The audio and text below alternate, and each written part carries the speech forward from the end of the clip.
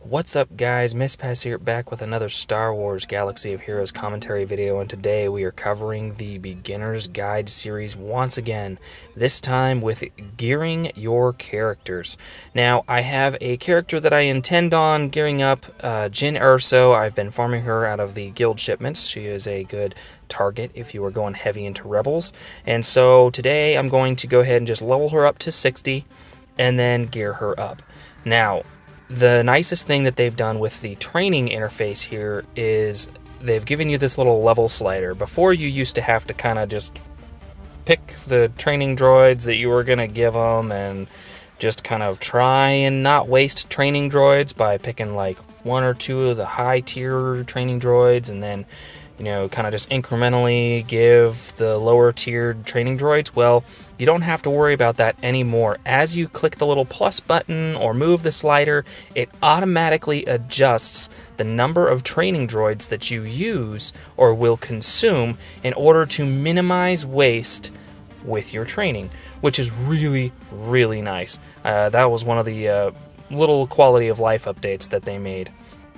Now, also in the realm of farming gear are ability mats. Ability mats are incredibly important, and you get those primarily from Cantina shipments and the ability mats challenge on a daily basis.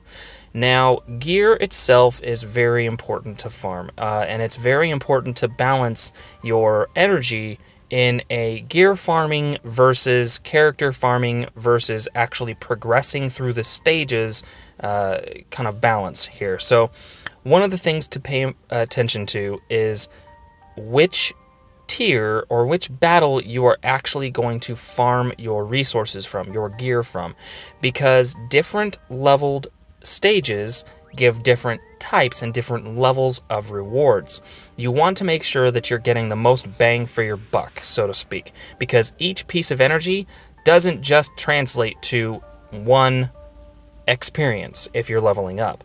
It also translates to additional gear, additional resources, additional training droids. You're going to get more credits for those higher tiers for the same energy potentially. So it may be in your best interest to not just farm the lowest energy battle that you can in order to get the gear that you need. Another point is that try to double up. Your energy is important. It's a precious resource, one of the most precious resources aside from crystals in the game. So you want to try and balance the gear that you're farming also with other gear that you can farm. For example, these Mark III sensor or Carbonti sensor arrays are available on the same battle that I'm trying to find this Mark III Blast Tech weapon mod.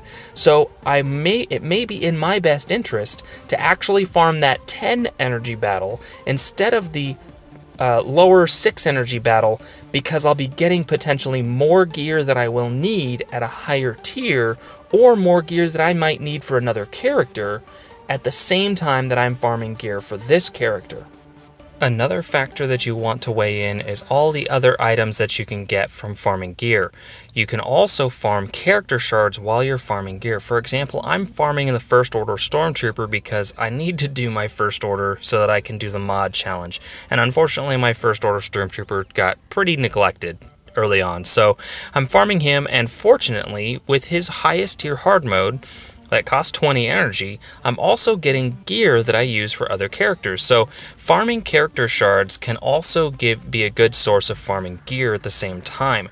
Another important factor when farming gear is farming shipbuilding materials at the same time. Now, shipbuilding materials are not going to be quite as important until you hit level 60 and you unlock the ship's table. However, if you can be farming shipbuilding materials in advance of unlocking the ship table, you're going to be well ahead of the game. Now, so the important thing to keep in mind there is that shipbuilding materials only drop from higher tiered stages. So stages that cost 10 energy or 12 Cantina energy are also going to drop shipbuilding materials. So that may be another important factor that you include when farming gear. So to wrap things up, you don't want to just look for the one piece of gear that you're looking for. You want to look at everything that drops from the battle. You want to get the highest possible rewards from each stage that you are actually farming. You want to get character shards if you can. You want to get multiple pieces of gear that you can use for multiple characters if possible.